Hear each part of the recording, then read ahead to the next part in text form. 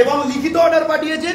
Immediate কোর্সে যাবতীয় যা উল্টোপাল্টা অর্ডার হয়েছিল, যেগুলো সমস্ত সাধারণ মানুষকে হেনস্থা করার জন্য অর্ডার করেছিল, সেই সমস্ত অর্ডারগুলোকে ইমিডিয়েট রিকল করার জন্য অর্ডার দিয়ে পাঠিয়েছেন।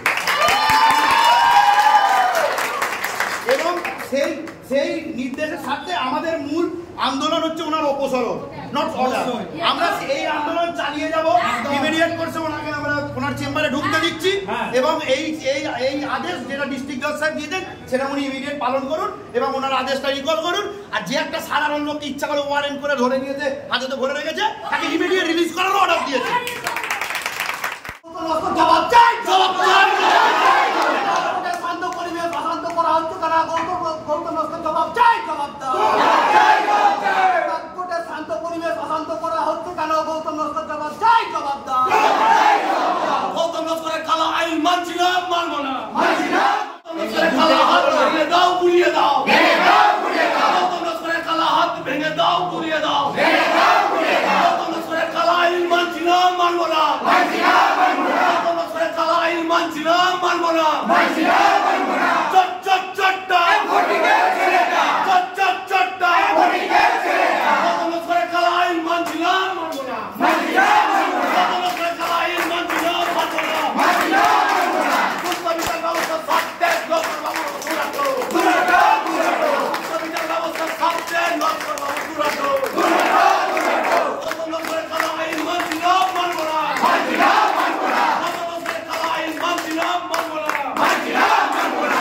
চট চট চট ভেঙে দাও, পুড়িয়ে দাও, ভেঙে দাও, পুড়িয়ে দাও। গৌতম নস্করের কালো হাত ভেঙে দাও, পুড়িয়ে দাও, ভেঙে দাও, পুড়িয়ে দাও। চট চট চটটা ঘটিকে ছেলেটা, চট চট চটটা ঘটিকে ছেলেটা, চট চট চটটা ঘটিকে ছেলেটা, চট চট চটটা ঘটিকে ছেলেটা।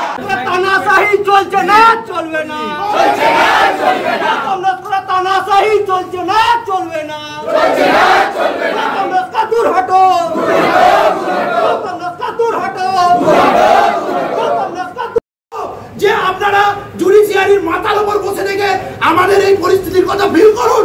আপনারা যারা দিনের পর দিন এসেছেন এখানে, আরামবাগে দেখে গেছেন, আরামবাগ অত্যন্ত শান্ত ভাগ, আরামবাগ অত্যন্ত কোঅপারেটিভ ভাগ।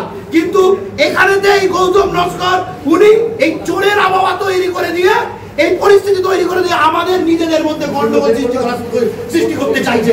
আমরা এই বিষয়টাকে জানাই দিক দিক ধিক্কার, গৌতম নস্কর দূর হটো, দূর হটো, দূর হটো। গৌতম নস্কর দূর হটো, দূর হটো, দূর হটো। মানুষের উপর ক্ষতিকারী গৌতম নস্কর দূর হটো, দূর হটো, দূর হটো। চট চট চটটা, চট চট চটটা।